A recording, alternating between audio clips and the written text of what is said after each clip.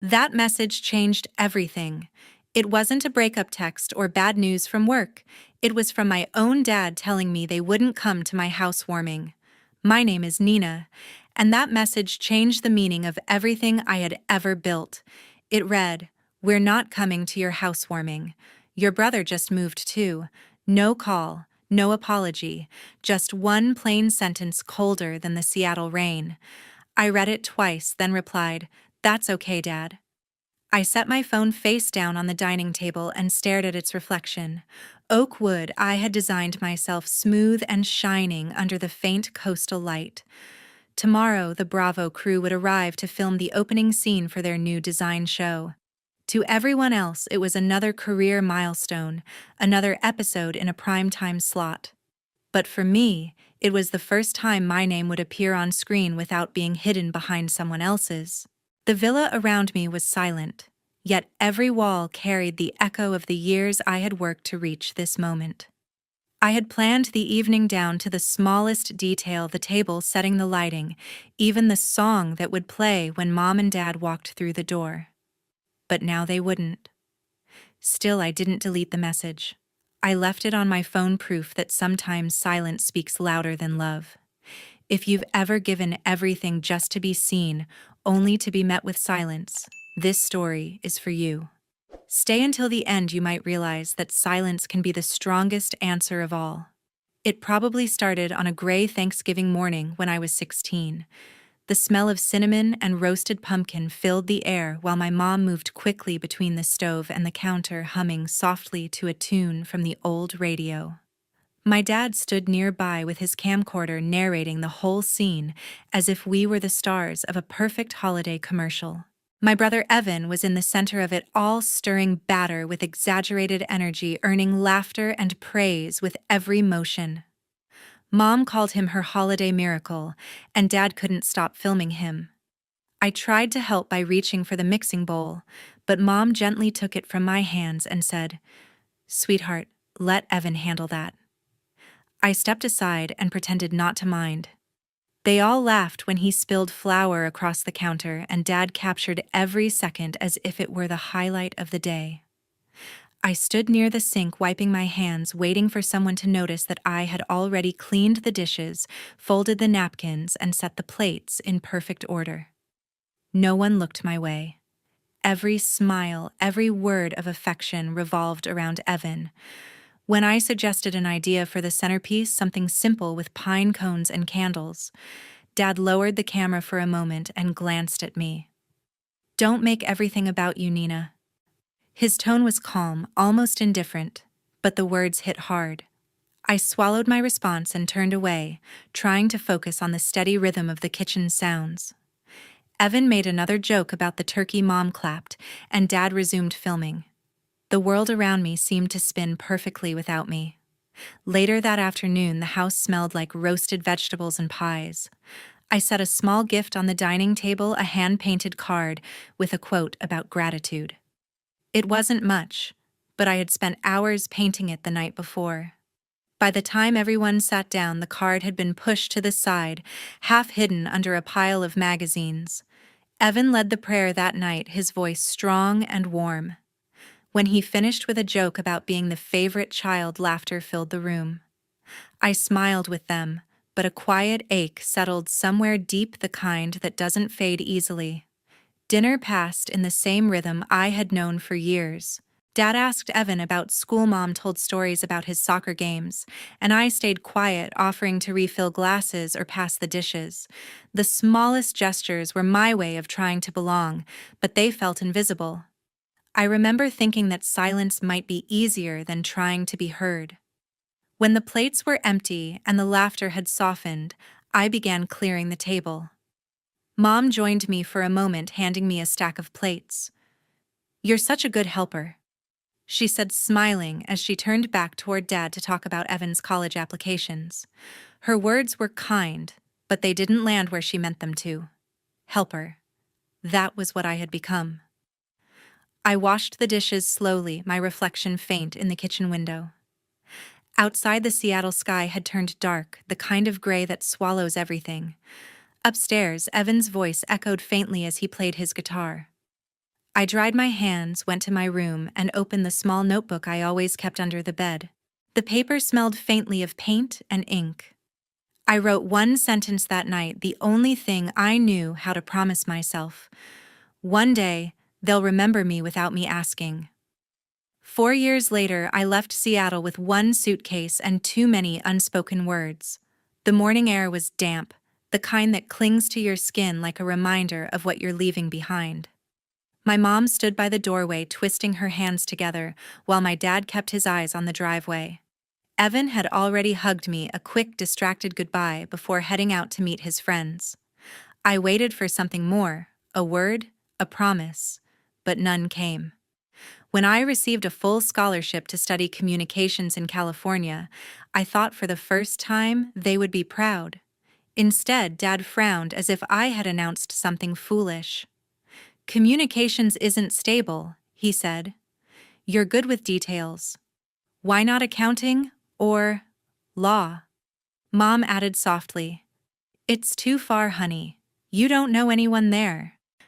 I wanted to tell her that distance might be the point, that maybe space was the only way I could breathe, but I just nodded. A week later, Evan announced that he had been accepted into an MBA program. The living room filled with excitement. Dad opened a bottle of wine and Mom started planning how to help him with his tuition. I overheard her say, "We'll cover what his scholarship doesn't." No one mentioned my scholarship or asked if I needed help moving. I smiled through the moment, holding my acceptance letter in my lap like it was invisible. In California, the sun felt brighter but lonelier.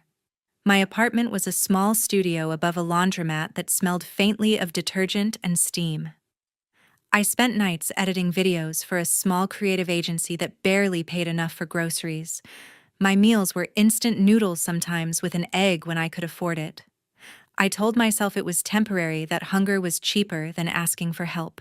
My friend Mara, a film major I met during orientation, was the only person who saw through the act. She had this quiet strength, the kind that didn't need to fill silence to make it safe. We'd sit on the roof of our building at night, sharing cheap coffee and stories about the families we left behind. "You know," she said once, "you don't have to keep earning a place in someone's life. Sometimes leaving is what saves you." Her words settled into me like sunlight through fog. During my second semester, I called home less. Conversations with Mom always drifted toward Evan, his new internship, his professor's praise, the networking events he attended. She ended every call with, "You should visit soon," though no one offered to help with the ticket. I'd hang up, stare at my reflection on the dark laptop screen, and wonder if they even noticed how much quieter I'd become. I learned to build small routines around the silence. Early mornings at the beach before class, sketching storyboards on my notebook. Late nights color-correcting footage for clients who never remembered my name. Each project taught me something: how to balance light, how to frame a story so that even ordinary things looked meaningful. Maybe that was what I had been doing my whole life, finding beauty in being unseen. By my third year, I stopped checking family group messages. The updates were the same: Evan's promotions, Dad's weekend projects, Mom's new recipes. My own messages sat unread. It hurt less when I stopped expecting replies. When graduation came, I sent a photo of me in my cap and gown. Mom responded with a heart emoji. Dad didn't reply. That night, I sat on the floor of my studio, surrounded by sketches and empty takeout boxes. The city outside hummed with life I couldn't quite touch. I thought about the years spent trying to fit into a frame that was never built for me. For the first time, I didn't feel angry. By the time I turned 30, the calls finally came from the places I used to dream about. It started with a small station back in Seattle, the same city I had once left behind to find myself.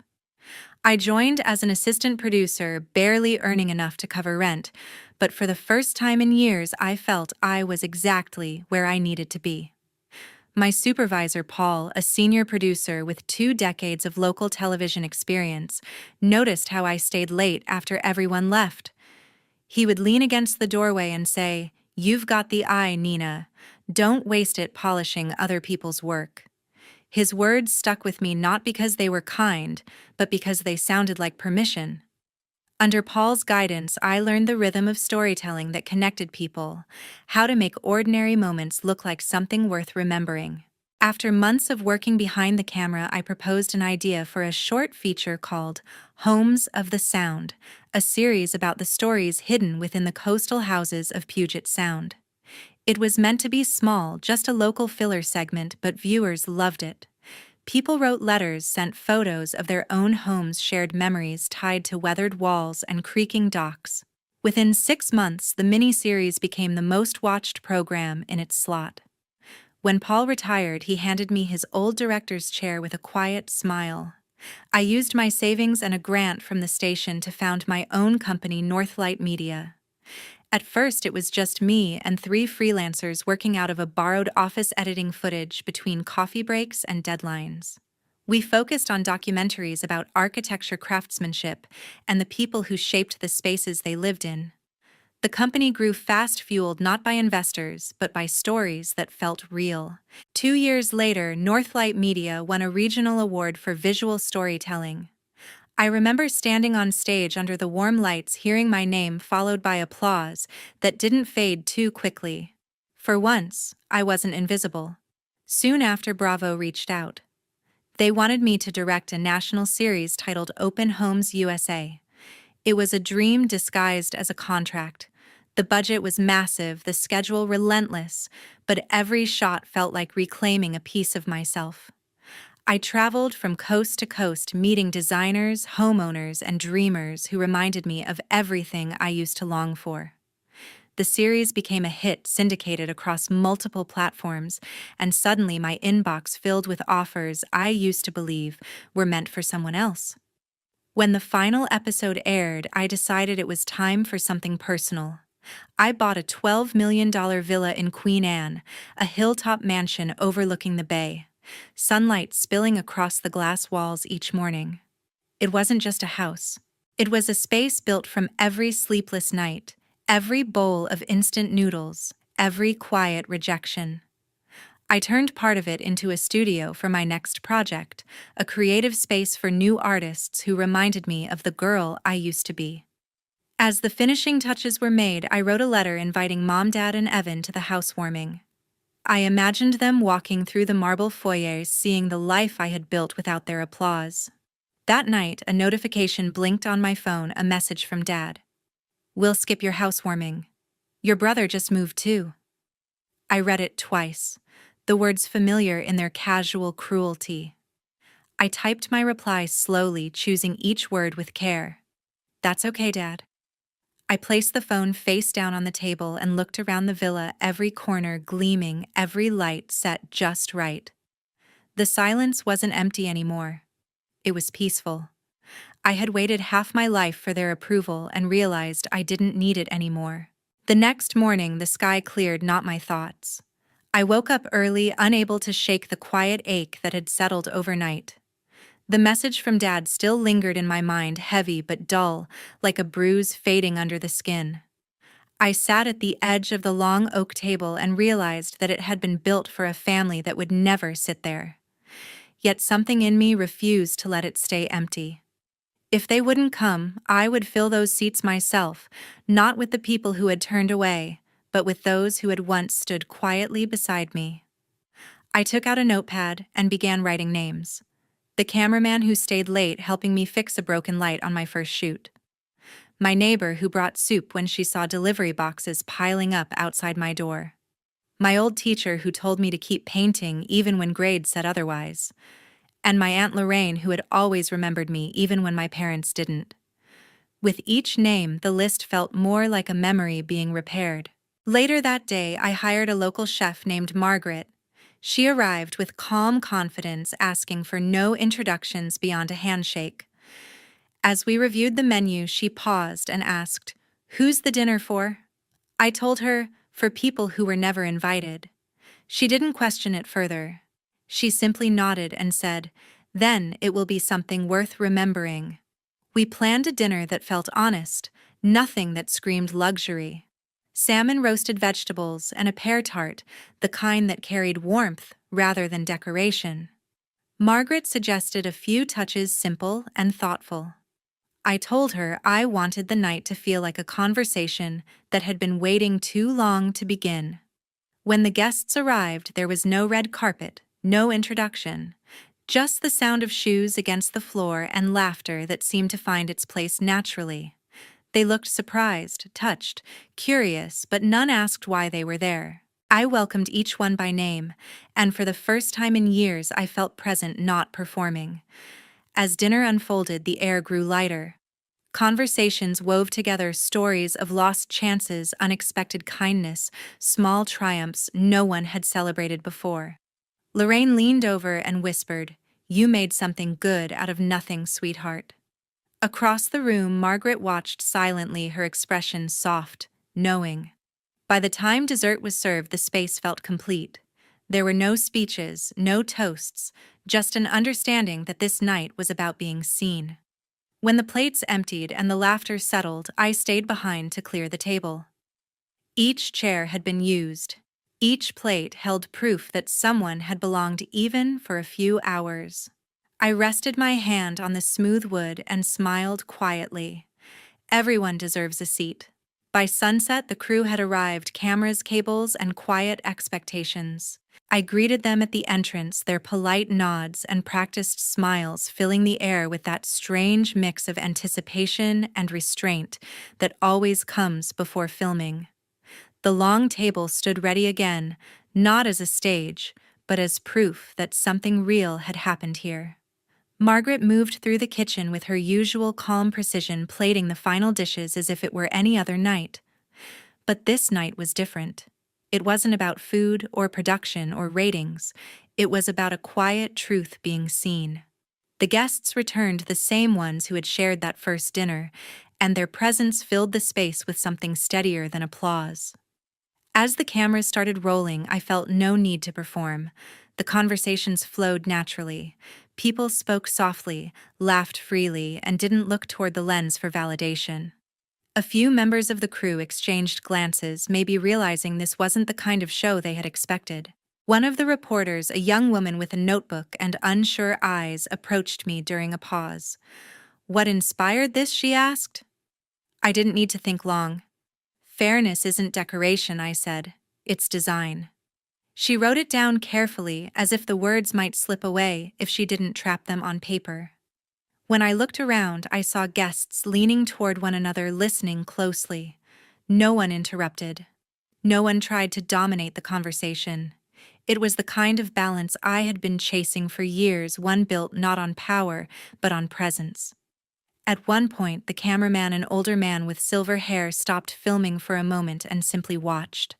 Later, he told me quietly, "You don't see this often. People just being." That stayed with me longer than any compliment I'd ever received. The crew kept the setup simple. No filters, no retakes, no rearranging scenes.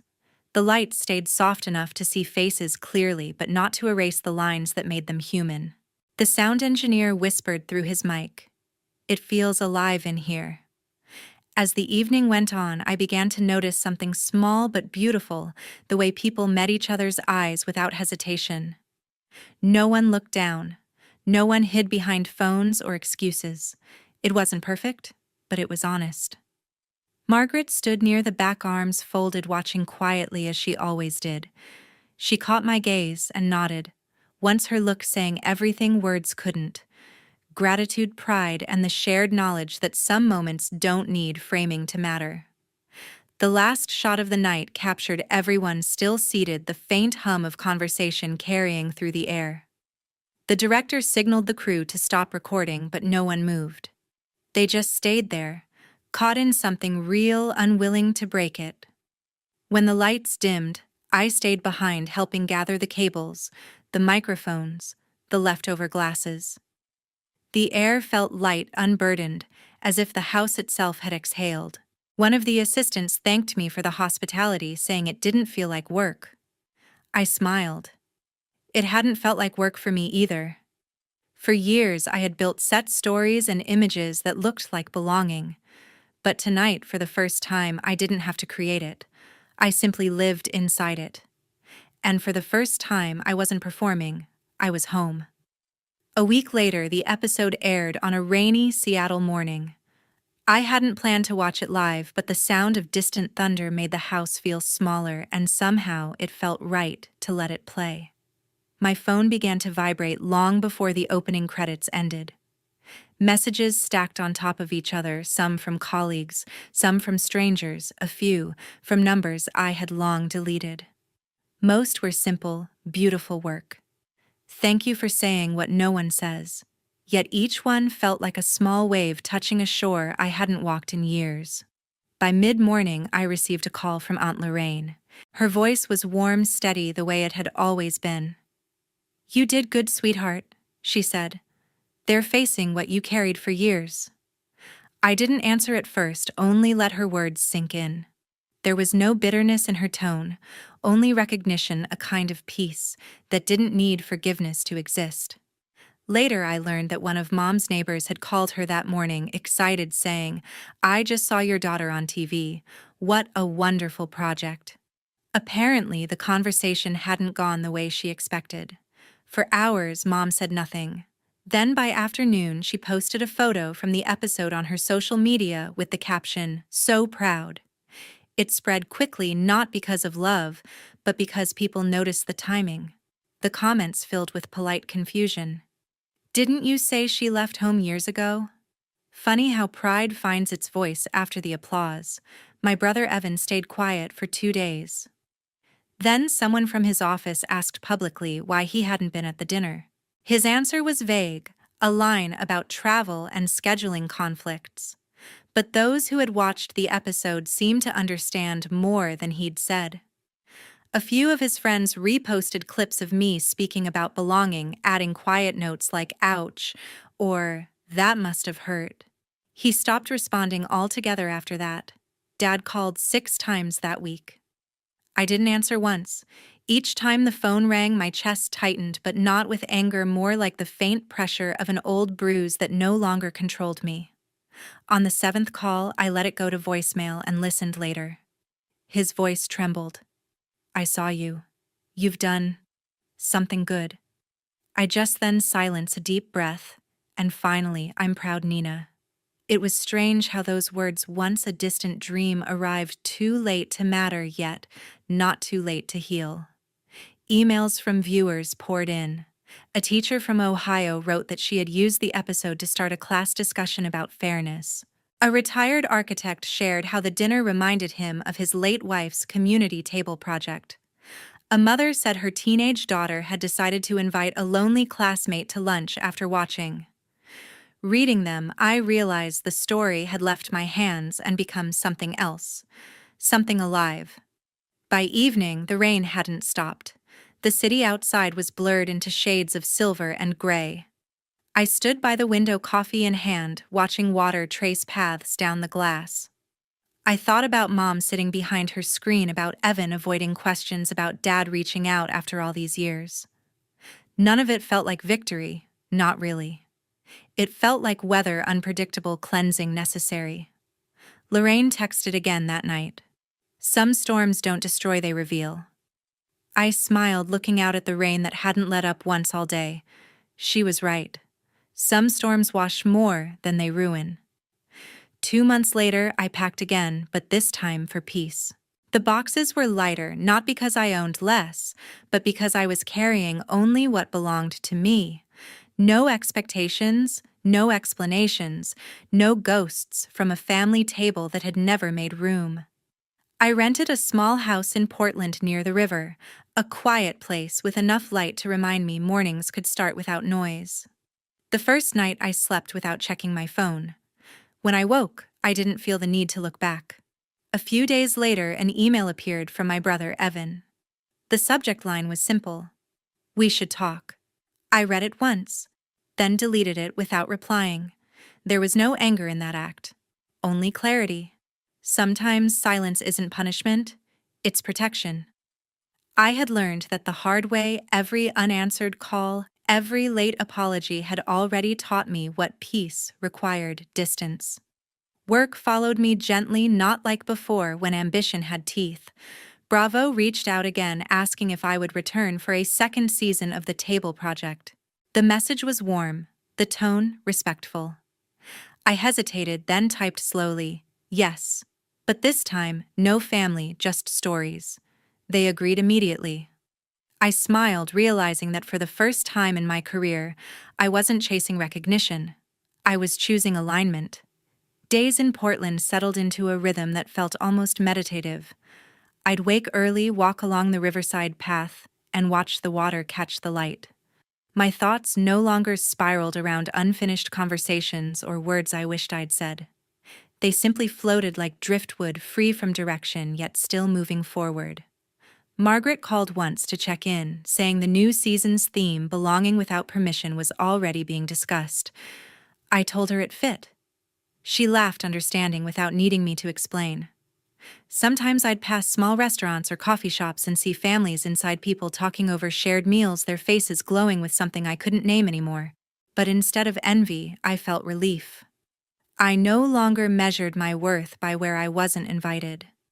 The quiet I had built was steady, not fragile, and I guarded it with the kind of gentleness that comes only after breaking. Letters from viewers still arrived, forwarded from the production office. One woman wrote that she had started hosting table nights for her neighbors just to remind herself that kindness doesn't require blood. Another said she had forgiven her mother, but only after realizing forgiveness didn't mean returning. Each story was a reminder that what began as a show had become something deeper, a map for people finding their way back to themselves. As autumn came, the city turned gold and slow. I spent my evenings by the window, sometimes editing scripts, sometimes doing nothing at all. The silence no longer felt like absence. It felt earned. I didn't need closure from Mom or Dad or an apology from Evan. Their silence no longer echoed. It simply existed, like the sound of wind moving through leaves, present but no longer personal. Peace, I realized, isn't found in reconciliation. It's found in release. It isn't about forgiving those who hurt you so they can sleep better at night. It's about forgiving yourself for waiting so long to stop trying. One morning, I brewed coffee and watched the river drift past, slow and certain. My phone buzzed again, another message from a network producer asking for an early meeting. I smiled, muted the notification, and took another sip. Not everything deserved a reply. For years, I'd built tables hoping others would sit beside me. Now, I finally understood.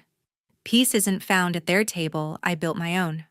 Sometimes distance is the only language love understands.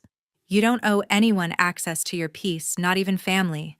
The quiet life you build after rejection is the loudest proof of self-worth. If they don't clap for you, clap for yourself and keep walking. The strength to leave doesn't mean the absence of love.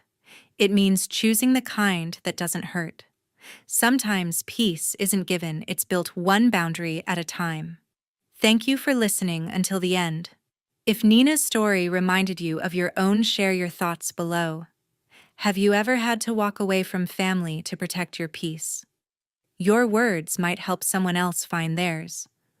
Remember, healing doesn't always come from apology. Sometimes it comes from silence. Subscribe if you believe peace is worth protecting, even when love costs too much.